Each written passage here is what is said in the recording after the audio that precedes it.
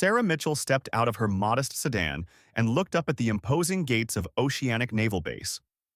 The morning sun cast long shadows across the concrete barriers and guard towers that surrounded the massive military installation. She adjusted her simple black blazer and smoothed down her knee-length skirt, trying to calm the butterflies dancing in her stomach. At 28, Sarah appeared younger than her years. Her shoulder-length brown hair was pulled back in a practical ponytail, and she wore minimal makeup. She carried a worn leather briefcase that had seen better days and walked with the quiet confidence of someone who had learned to blend into crowds rather than stand out from them. The security checkpoint buzzed with activity as personnel in crisp uniforms moved through with practiced efficiency. Sarah approached the guard station, her temporary visitor's badge clipped to her jacket. The young Marine behind the bulletproof glass barely glanced up as he processed her credentials. "Purpose of visit?" he asked in a monotone voice. "Civilian consultation meeting," Sarah replied softly, handing over her identification. The guard's eyes flicked over her modest appearance before stamping her paperwork. "Building 7, Conference Room C. Follow the blue line on the sidewalk. Don't deviate from the marked path." Sarah nodded and made her way through the checkpoint, joining a small group of other civilians and military personnel heading toward the main complex. The base stretched out before her like a small city, with rows of administrative buildings, barracks, and maintenance facilities extending toward the harbor where massive gray ships sat anchored like sleeping giants. As she walked along the designated path, Sarah couldn't help but notice the curious glances from passing service members. Some looked at her with mild interest, others with barely concealed amusement. She had grown accustomed to such reactions over the years. Her youthful appearance and quiet demeanor often led people to underestimate her, something that had actually served her well in her career. Building 7 stood 3 stories tall, its facade a mixture of modern glass and traditional military architecture. Sarah climbed the steps and entered through the main doors, where she was greeted by a bustling lobby filled with personnel going about their morning routines. A young petty officer approached her, his uniform crisp and his manner polite but dismissive. "Can I help you, miss? Are you looking for someone?" "I'm here for the consultation meeting in Conference Room C," Sarah explained, showing her visitor's badge. The petty officer's eyebrows rose slightly. "Oh, you're one of the civilian consultants. Right this way." His tone suggested he found the idea of civilian input on military matters somewhat amusing. As they walked down the hallway, Sarah passed groups of officers engaged in animated discussions about training exercises, supply logistics, and upcoming deployments. The walls were lined with portraits of distinguished naval officers and displays showcasing the base's proud history. The smell of strong coffee and the distant sound of machinery created an atmosphere of purposeful activity. Conference Room C was located on the second floor, down a corridor lined with smaller meeting rooms and administrative offices. The petty officer knocked on the door before opening it to reveal a spacious room with a large oval table surrounded by leather chairs. Floor-to-ceiling windows offered a view of the harbor, where sailors could be seen working on the ships in the distance. "The other consultants should be arriving shortly," the petty officer informed her. "Coffee and refreshments are on the side table. The meeting starts at 0900 hours sharp." Sarah thanked him and settled into a chair near the middle of the table, placing her briefcase on the floor beside her. She poured herself a cup of coffee and took a moment to review her notes, though she hardly needed to. The information she planned to share was burned into her memory from years of experience. The first person to arrive was Dr. Jonathan Richards, a tall man in his 50s with graying hair and an expensive suit. He looked around the room with the air of someone accustomed to being the most important person in any gathering. When he noticed Sarah, he gave her a patronizing smile. "Good morning," he said, settling into a chair at the head of the table. "I'm Dr. Richards, Maritime Security Analyst. And you are?" "Sarah Mitchell," she replied simply.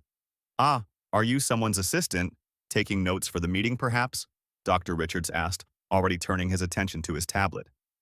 Before Sarah could respond, 2 more people entered the room. Margaret Chen, a sharp-dressed woman in her 40s, carried herself with the confidence of a successful defense contractor.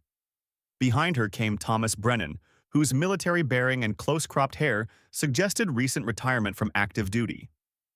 Margaret glanced at Sarah with mild curiosity before focusing on Dr. Richards. Jonathan, good to see you again. I assume we're waiting for the rest of the consultation team? I believe we're all here, Thomas said, consulting a paper in his hand. 4 civilian consultants for the strategic assessment review. Margaret's eyes returned to Sarah, this time with a hint of confusion. I'm sorry, but what's your area of expertise? I thought this was a high-level strategic consultation. Sarah opened her mouth to answer, but Dr. Richards interrupted with a chuckle. Oh, she's probably from the administrative staff. Maybe here to take minutes or handle the presentation equipment. The assumption stung, but Sarah had experienced worse. She simply nodded and said, I'm here for the consultation meeting. Thomas frowned slightly. What company are you with? I don't recognize you from any of the major defense firms. I work independently, Sarah answered, her voice remaining calm despite the growing tension in the room.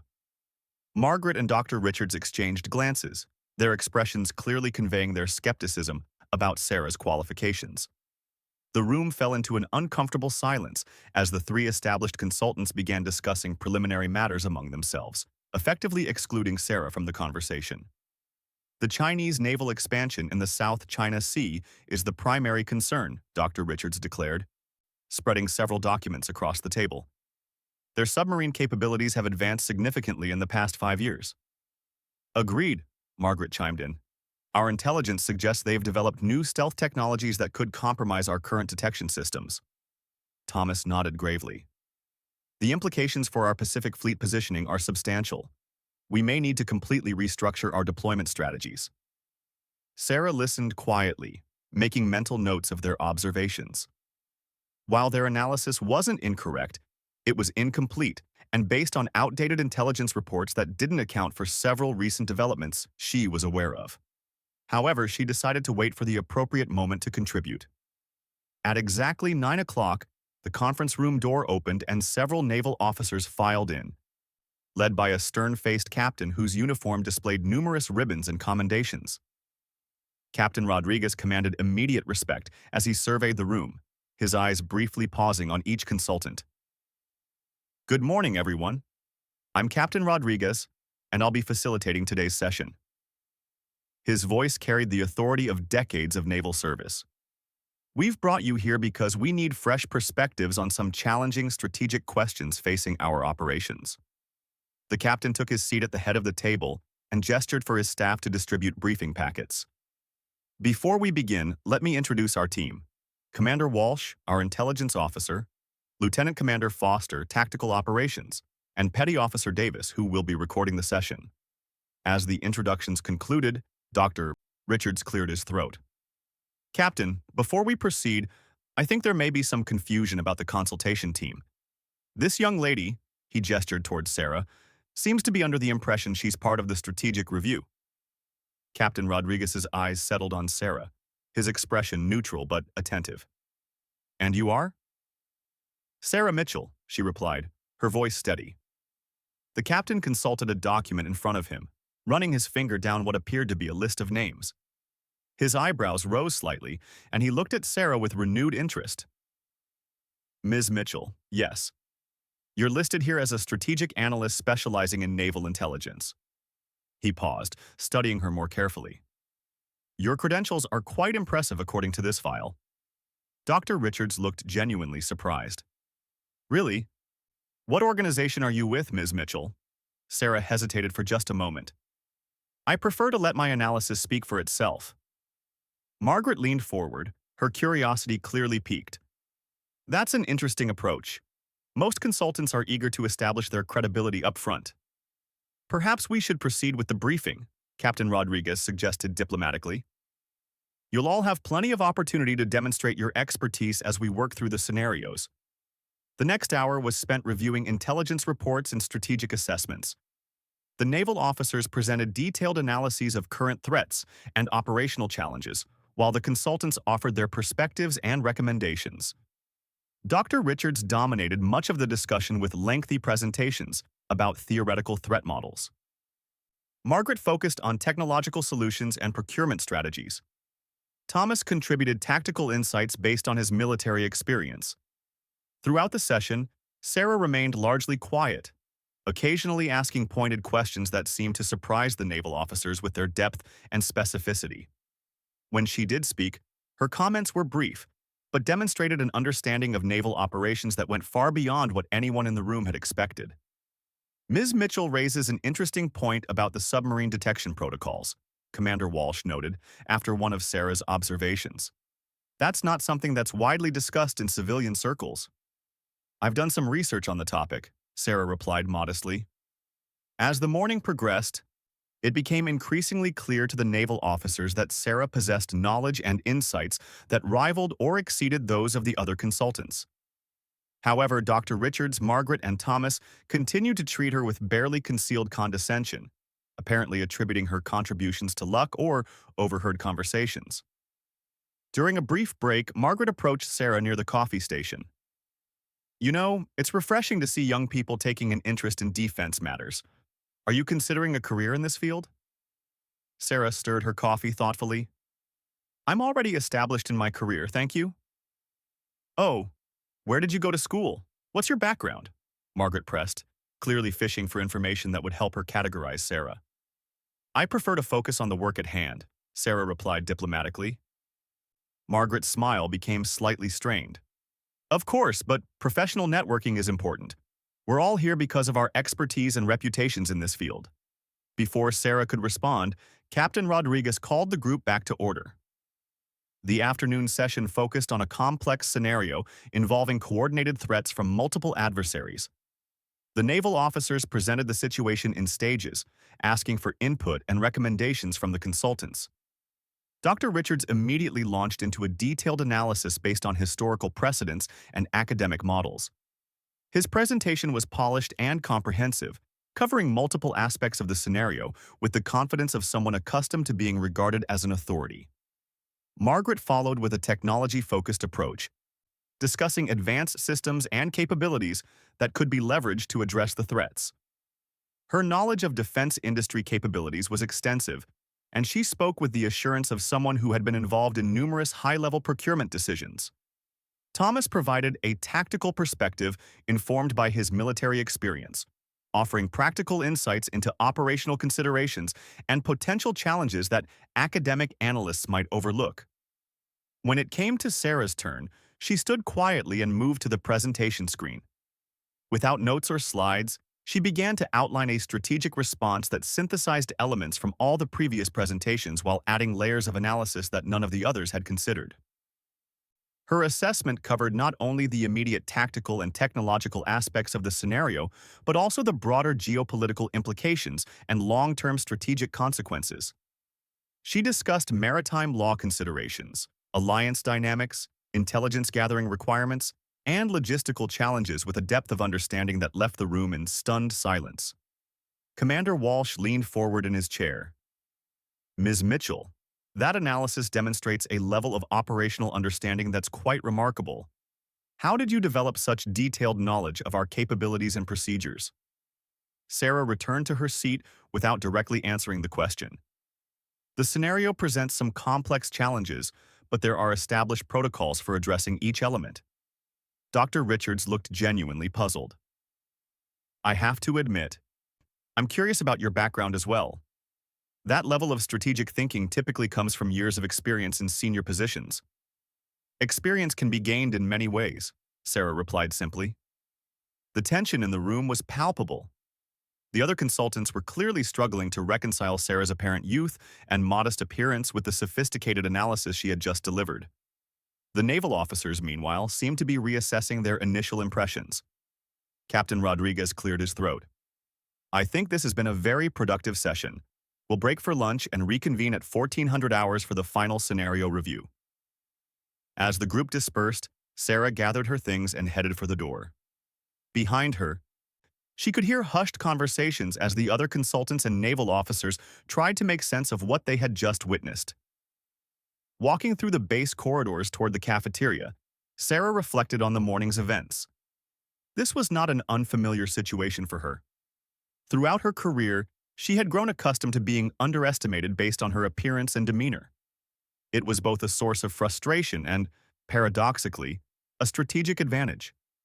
The base cafeteria was a large, bustling space filled with long tables and the constant chatter of personnel grabbing quick meals between duties.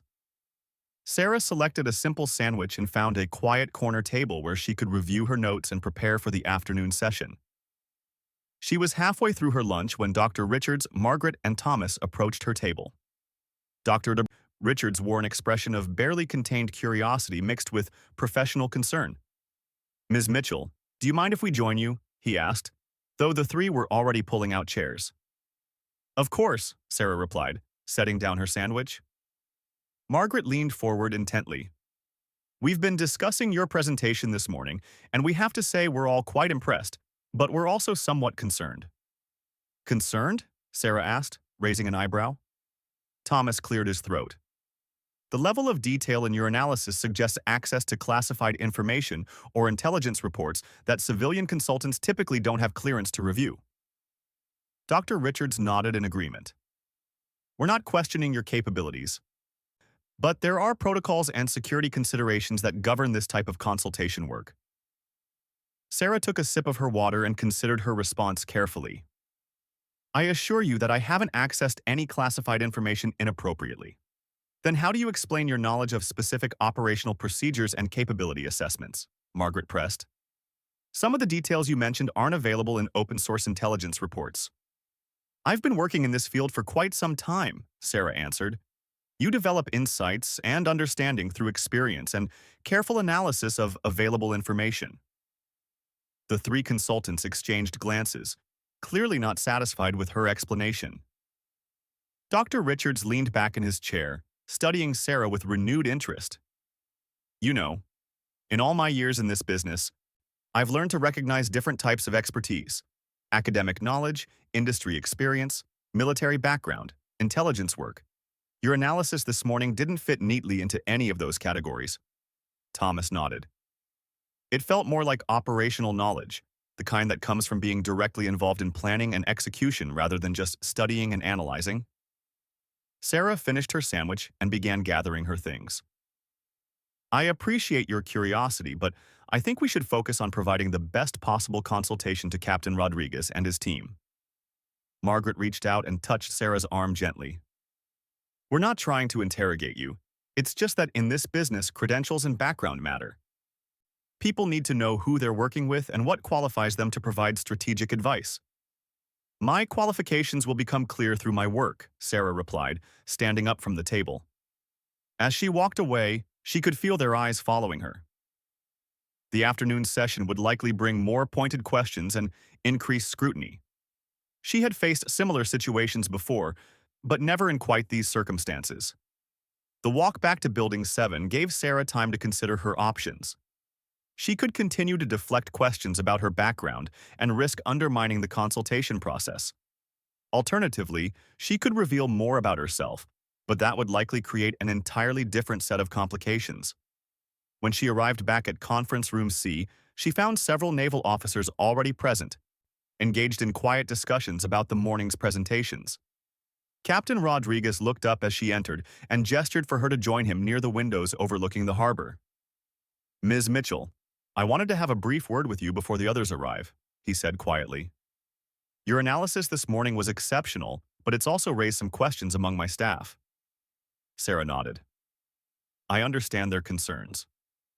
The thing is, the level of operational detail in your assessment suggests a familiarity with naval procedures that goes beyond typical civilian consultation work." Captain Rodriguez studied her carefully. "Commander Walsh ran your name through our databases after the morning session." "And what did he find?" Sarah asked, though she suspected she already knew the answer. "That's the interesting part. Your security clearance file shows some unusual access levels for a civilian consultant. Care to explain?" Before Sarah could respond, the conference room door opened and the other consultants filed in, followed by the naval staff. The afternoon session was about to begin, and Sarah realized that her carefully maintained anonymity was beginning to unravel. As everyone took their seats around the conference table, Captain Rodriguez cleared his throat.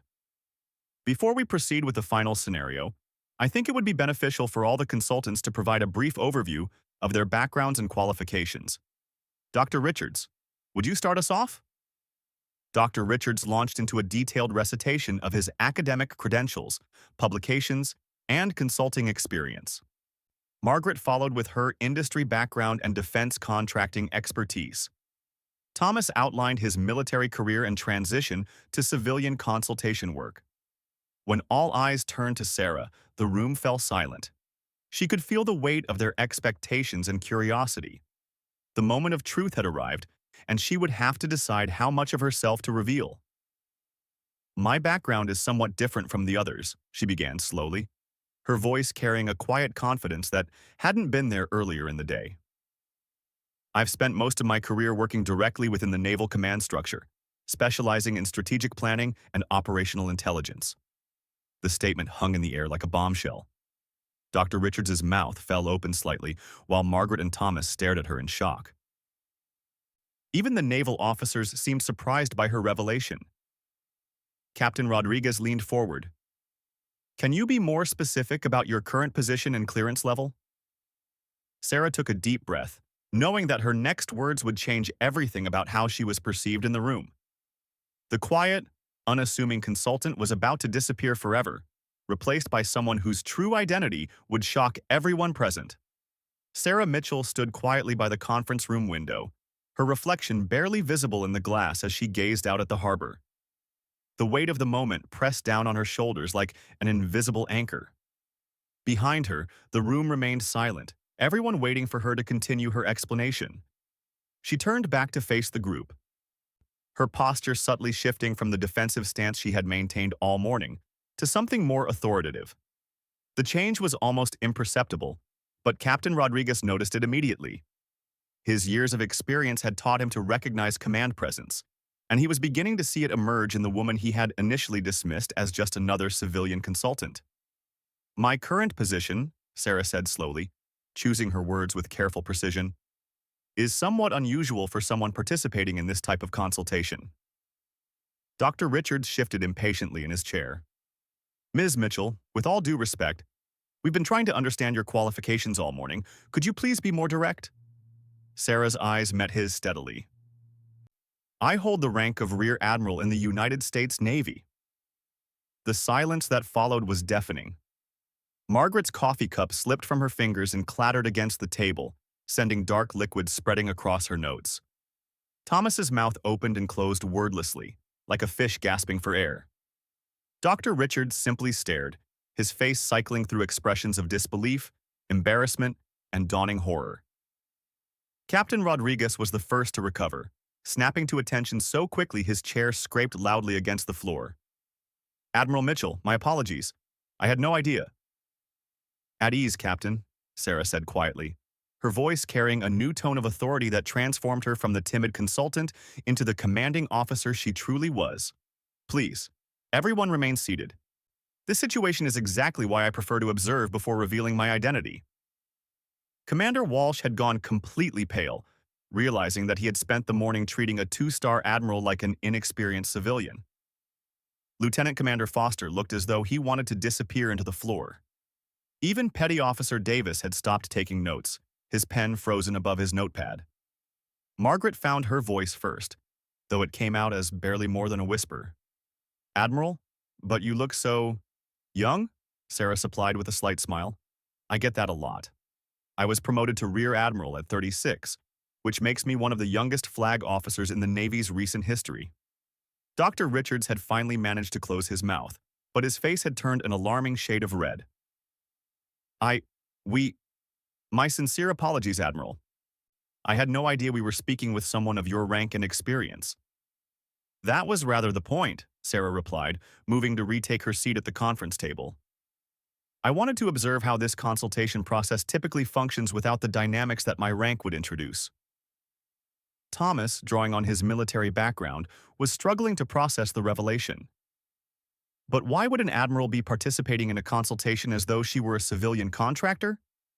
Sarah settled into her chair, and suddenly the modest blazer and simple skirt seemed less like the outfit of an out-of-place civilian, and more like the carefully chosen uniform of someone who understood the importance of appropriate appearances. I'm currently between commands, she explained. After completing my tour as Commander of Naval Intelligence Operations Pacific, I've been assigned to a strategic assessment role that involves evaluating various aspects of our operational capabilities and procedures. Captain Rodriguez was still standing at attention, his training making it impossible for him to relax in the presence of a flag officer. Admiral, should we reschedule this consultation to accommodate your proper participation? Absolutely not, Captain. Please, sit down. The consultation should continue exactly as planned. Sarah's tone was firm but not harsh. In fact, what we've accomplished this morning has been far more valuable than a traditional briefing would have been. She looked around the table at the stunned faces of the other consultants. Dr. Richards, Ms. Chen, Mr. Brennan, your analysis and recommendations have been excellent.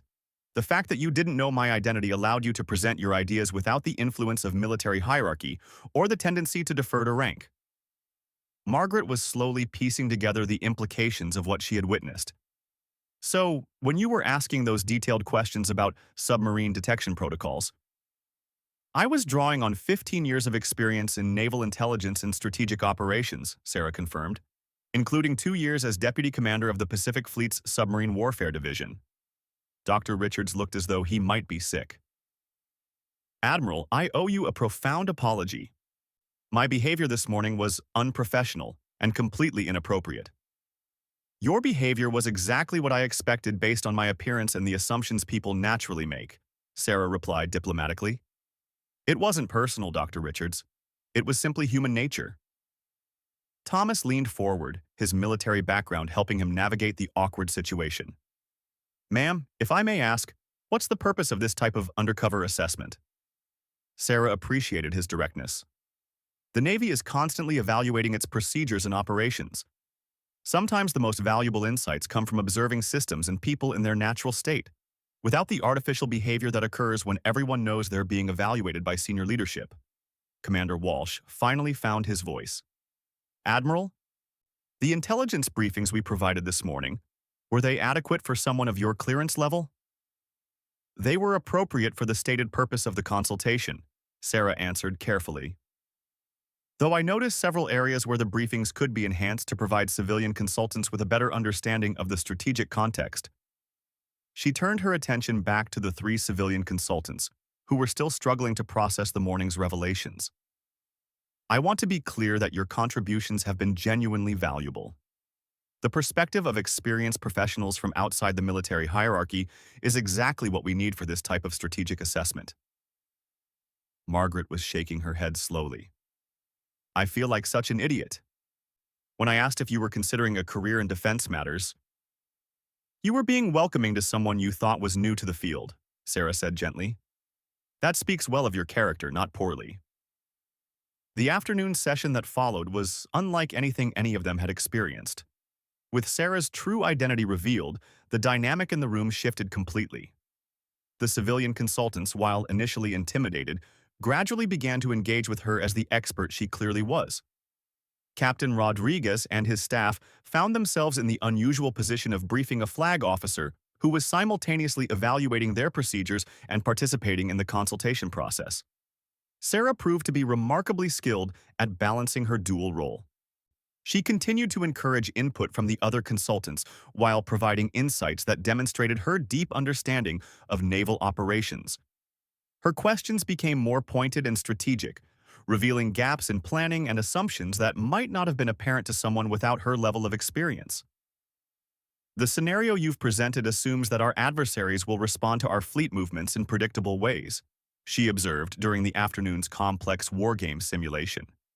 But recent intelligence suggests they've been studying our response patterns and may be prepared to counter our standard tactics. Commander Walsh nodded eagerly.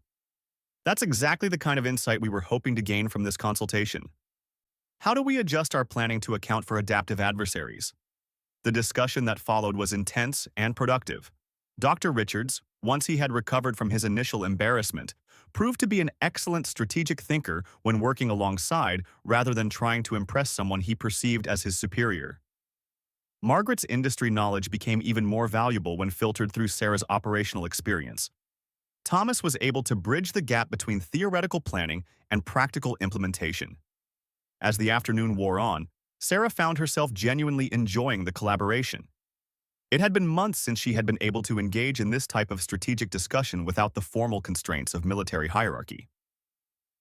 The civilian consultants brought fresh perspectives that complemented her operational knowledge perfectly.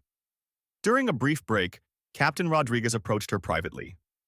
"Admiral, I have to say this has been one of the most productive consultation sessions we've conducted. The combination of your experience and their outside perspectives has generated insights we never would have reached through normal channels." "That was the hope, Captain," Sarah replied. "Sometimes the most valuable analysis comes from unexpected combinations of expertise and perspective."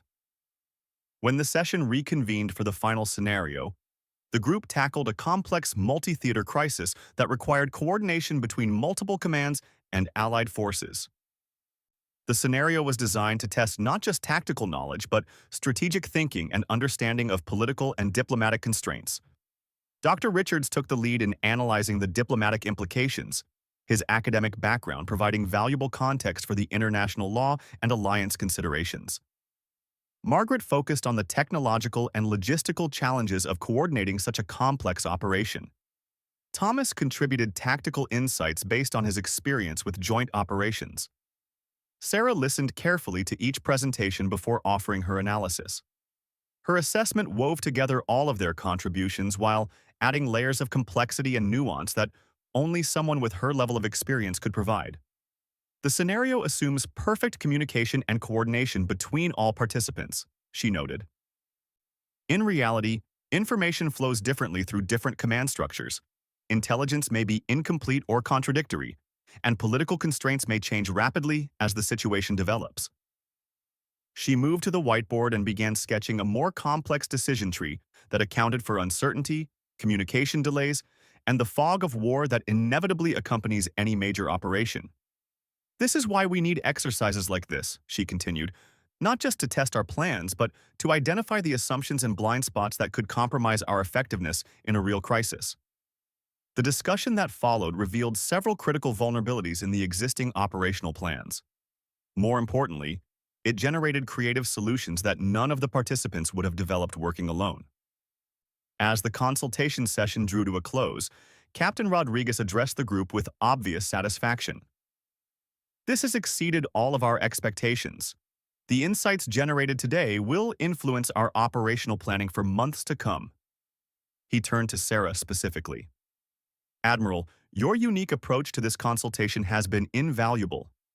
The perspective we've gained from observing our procedures through your eyes, combined with the fresh thinking from our civilian consultants, has given us exactly what we were hoping to achieve." Sarah nodded appreciatively. "The credit belongs to everyone in this room, Captain. Effective strategic planning requires exactly this type of collaboration between different perspectives and areas of expertise." As the group began to pack up their materials, Margaret approached Sarah hesitantly. "Admiral, I owe you another apology. When I suggested you were too young to be taken seriously in defense matters—" "Ms. Chen," Sarah interrupted gently, "you weren't wrong about the challenges young professionals face in this field. I've experienced those challenges throughout my career. The difference is that I've had the advantage of a system that eventually recognized and rewarded merit over assumptions." Thomas joined the conversation, his professional curiosity overcoming his embarrassment. "Ma'am, if you don't mind me asking, how did you achieve flag rank so quickly? That's a remarkable accomplishment in any era." Sarah considered her answer carefully.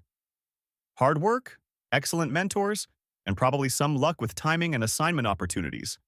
But mostly, I learned early in my career that competence speaks louder than appearance or age, if you're patient enough to let it." Dr. Richards had been listening to the conversation while gathering his papers. "Admiral, I have to ask, was there a specific reason for conducting this assessment in this particular way? The deception seems quite elaborate." "It wasn't deception, Dr. Richards. It was observation." Sarah's tone remained friendly, but carried a hint of the authority she had kept hidden all morning. "Leadership requires understanding how systems and people function under normal circumstances, not just when they're on their best behavior for senior officers." She gestured toward the harbor, where the late afternoon sun was casting long shadows across the massive ships anchored in the distance. Every one of those vessels represents thousands of personnel and millions of dollars of capability. The decisions made in rooms like this affect their effectiveness and, ultimately, their safety. I take that responsibility very seriously. The weight of her words settled over the group. These weren't abstract strategic exercises to Sarah. They were real-world decisions that would impact the lives and effectiveness of the sailors and officers under her ultimate responsibility. Captain Rodriguez stepped forward. Admiral, will you be providing a formal assessment of today's consultation process? I will, Captain, and I'll be recommending that this format be adopted more widely. The quality of analysis we achieved today was exceptional, and it was only possible because we managed to create an environment where everyone felt free to contribute their best thinking. As the group prepared to leave, Sarah realized that the day had been as valuable for her as it had been for the consultation process. Working alongside the civilian experts had reminded her of the importance of outside perspectives and the danger of insularity that could affect even the most experienced military organizations. Walking back through the base toward the visitor parking area, Sarah reflected on the day's events. The surprised reactions and embarrassed apologies had been familiar, but the quality of the strategic thinking that had emerged once everyone adjusted to the new dynamic had been exceptional. Her modest sedan looked out of place among the official government vehicles in the parking lot, another reminder of how appearances could be deceiving. As she drove toward the base gates, Sarah couldn't help but smile at the thought of how the morning's assumptions had been completely overturned by the afternoon's revelations. The security guard who had processed her entry that morning was ending his shift as she approached the checkpoint. He glanced at her visitor's badge and waved her through without a second look, still seeing only a young woman in civilian clothes driving an unremarkable car. As Sarah merged into the evening traffic leaving the base, she knew that tomorrow would bring new challenges and new opportunities to prove that competence and character mattered more than appearance or assumptions. The consultation had been a success, but more importantly, it had reminded everyone involved that true expertise could come from the most unexpected sources. 3 weeks after the consultation at Oceanic Naval Base, Sarah Mitchell stood in her Pentagon office, reviewing the implementation reports that had been flooding in from commands across the Pacific Fleet. The recommendations developed during that remarkable consultation session were already showing measurable impacts on operational effectiveness and strategic planning procedures. Her office on the 4th floor of the Pentagon was modest by flag officer standards, but it reflected her personality perfectly. The walls were lined with operational charts, strategic assessments, and photographs from her various commands. A single personal photo sat on her desk, showing her graduation from the Naval Academy, where she had been one of only 12 women in her class to enter the nuclear submarine program. A soft knock on her door interrupted her review of the latest intelligence reports. "Come in," she called, not looking up from the documents spread across her desk. "Admiral Mitchell?" The voice belonged to Lieutenant Commander Jessica Torres, a young officer who served as her aide. "You have a visitor. Dr. Jonathan Richards from the Maritime Security Institute is here to see you." Sarah looked up with interest. "Dr. Richards? I wasn't expecting him. Did he say what this was about?" "No, ma'am, but he seemed quite insistent about speaking with you personally. He said it was related to the Oceanic Base consultation." Sarah set down her pen and straightened her uniform jacket. Since returning to the Pentagon, she had been wearing her dress blues daily, a stark contrast to the modest civilian clothes she had worn during her undercover assessment. The uniform, with its impressive array of ribbons and the 2 stars on her collar, left no doubt about her rank and authority.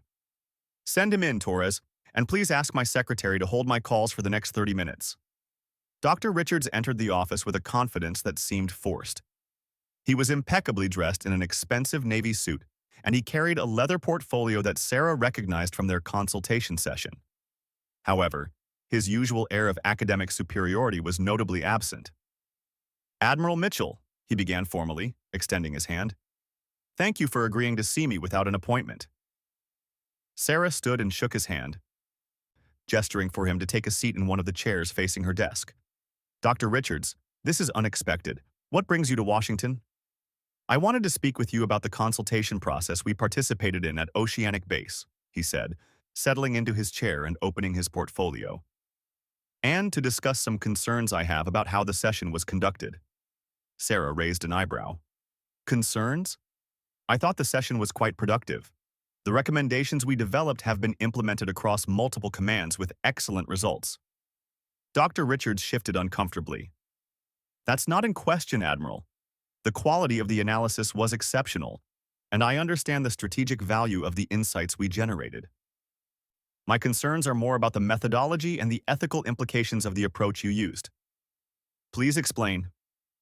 Dr. Richards pulled out a thick folder and placed it on the desk between them. After our session, I did some research into your background and career. Your record is impressive, Admiral. Graduated first in your class from the Naval Academy, completed nuclear submarine training with the highest scores in program history, commanded the USS Nevada at 32, youngest officer ever promoted to captain in the Pacific Fleet Submarine Force. Sarah listened patiently, wondering where this was leading. Dr. Richards, my personnel record is hardly classified information. No, but it raises questions about what happened at Oceanic Base. Dr. Richards leaned forward, his academic instincts clearly driving his inquiry. You deliberately concealed your identity and allowed myself, Ms. Chen, and Mr. Brennan to make assumptions about your qualifications and experience. Some might argue that this constituted a form of deception that undermined the integrity of the consultation process. Sarah considered his words carefully before responding. Dr. Richards, what specifically do you believe was unethical about my approach? You allowed us to treat you dismissively based on your appearance and apparent youth. You could have corrected our assumptions at any point, but instead, you let us continue making fools of ourselves for hours. And what would have been the result if I had introduced myself as Rear Admiral Mitchell at the beginning of the session? Dr. Richards paused, clearly having anticipated this question. Well, obviously we would have shown you the proper respect due to your rank and experience. Exactly. Sarah stood and walked to the window overlooking the Pentagon's central courtyard. And in doing so, would you have presented your honest analysis of the strategic scenarios, or would you have tailored your recommendations to what you thought a flag officer wanted to hear? The question hung in the air as Dr. Richards struggled with the implications. Sarah continued without turning around. In my experience, the presence of senior leadership often changes the dynamics of strategic discussions in counterproductive ways. Junior officers hesitate to challenge assumptions. Civilian contractors become more concerned with impressing their audience than providing honest analysis. The result is often groupthink rather than genuine strategic thinking. She turned back to face him. Dr. Richards, was your analysis during the first hour of that consultation influenced by any consideration other than your professional assessment of the strategic situation? No, he admitted reluctantly. I presented my honest evaluation based on the intelligence reports and my understanding of the threats.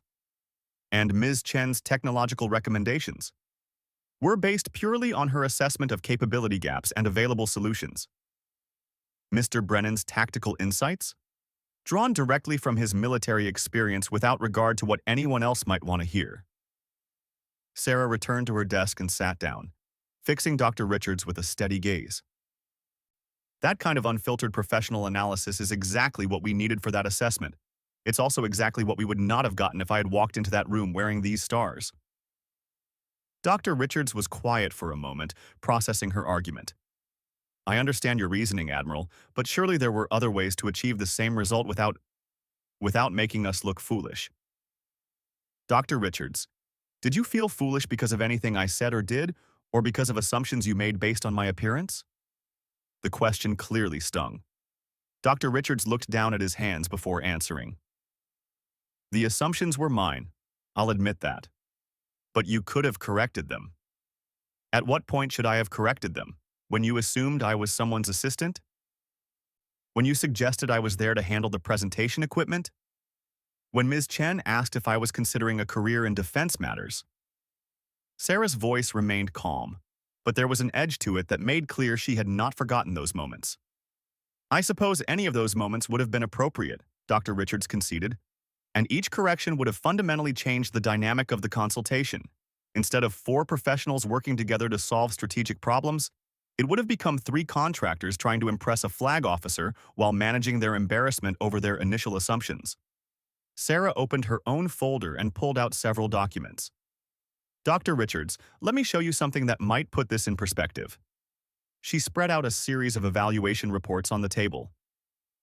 These are assessments of consultation sessions conducted over the past 2 years using traditional formats where senior leadership participation was known from the beginning. Note the uniformity of the recommendations and the reluctance to challenge existing assumptions. Dr. Richards leaned forward to examine the reports, his academic curiosity overcoming his defensive posture. Now compare those to the assessment from our session at Oceanic Base.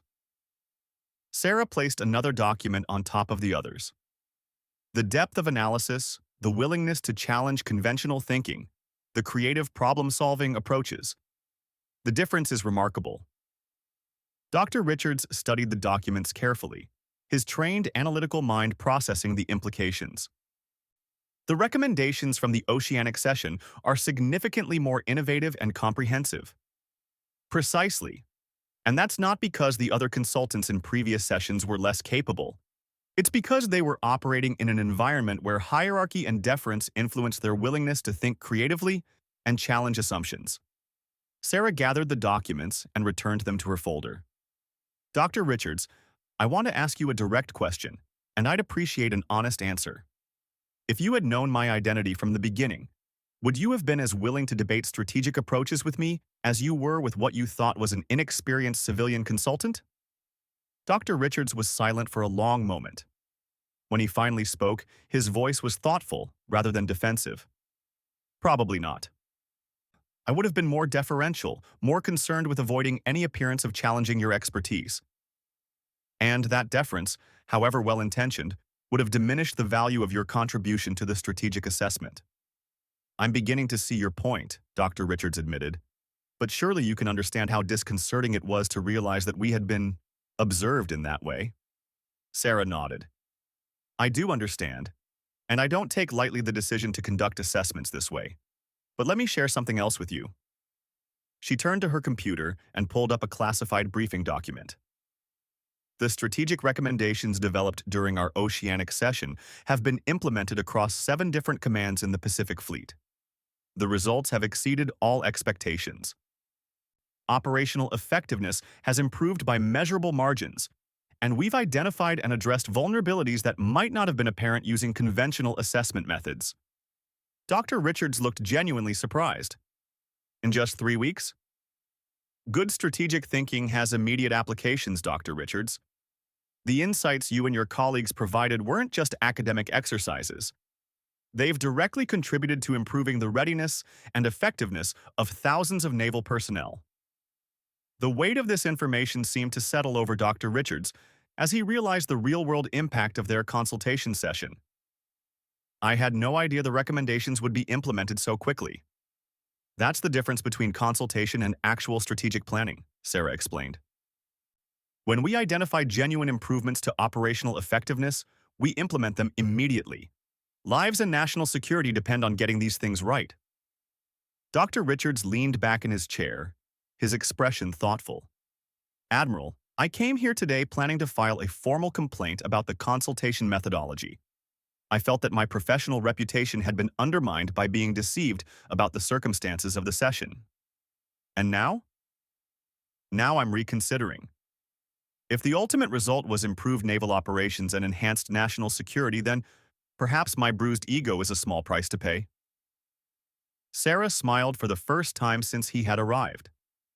Dr. Richards, I want you to know that I have tremendous respect for your expertise and your contributions to that consultation. The fact that you're here today, willing to discuss your concerns directly rather than simply filing a complaint, speaks well of your character. Thank you, Admiral. But I do have one more question, if I may. Of course. How often do you conduct this type of undercover assessment? Are there other consultations where senior officers are observing without the participants' knowledge? Sarah's expression became more serious. That's a fair question, but I can't discuss specific operational procedures. What I can tell you is that everything we do is focused on improving our effectiveness and protecting the personnel under our command. Sometimes that requires unconventional approaches. Dr. Richards nodded, understanding the limits of what she could share. I suppose what I'm really asking is whether I should expect future consultation opportunities, and if so, whether I should assume that any young woman in civilian clothes might actually be a flag officer in disguise. Sarah laughed, a genuine sound that transformed her serious demeanor. Dr. Richards, I think the lesson here isn't to assume that everyone is more than they appear to be.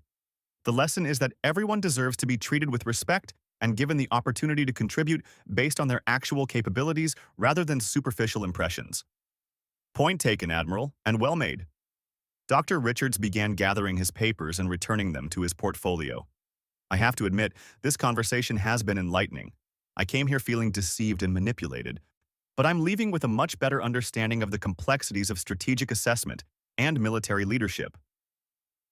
I'm glad we had the opportunity to discuss this, Dr. Richards. Your concerns were valid, and you had every right to voice them. As he stood to leave, Dr. Richards paused. Admiral, would you be willing to participate in future consultations? I mean, in your official capacity this time?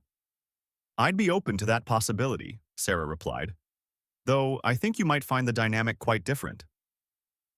I suspect you're right. But after today's conversation, I think I'd welcome the challenge of working directly with someone of your experience and perspective.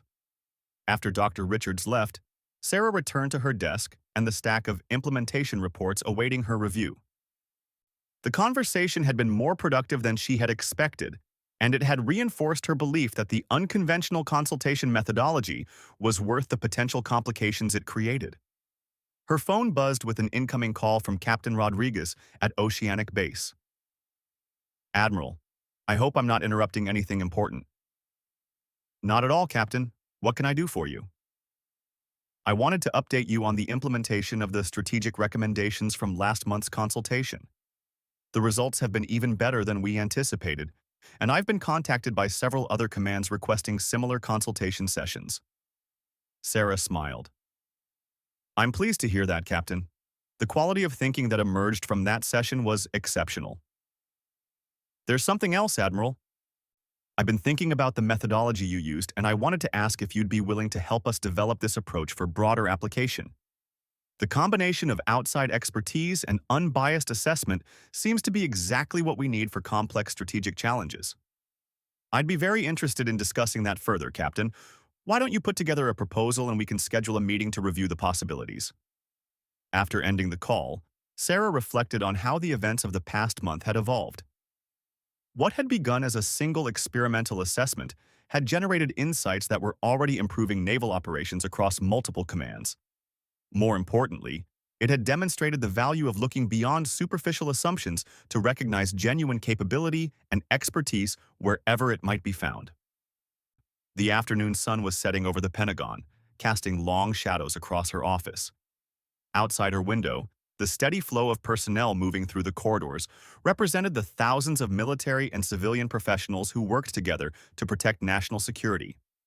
Each of them brought unique skills, perspectives, and experiences to their roles, regardless of how they might appear to casual observation. Sarah had learned throughout her career that true leadership meant recognizing and leveraging those diverse capabilities, even when they came in unexpected packages. The consultation at Oceanic Base had been just one example of how powerful that approach could be when applied thoughtfully and with clear strategic objectives.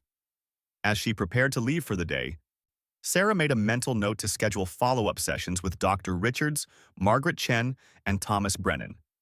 Their expertise and willingness to think creatively had been invaluable, and she wanted to ensure that their contributions continued to influence strategic planning across the fleet. The young woman who had walked quietly through Oceanic Naval Base 3 weeks ago had been the same person who now commanded respect throughout the Pentagon. The only difference was how others chose to see her, and that choice said far more about them than it ever had about her.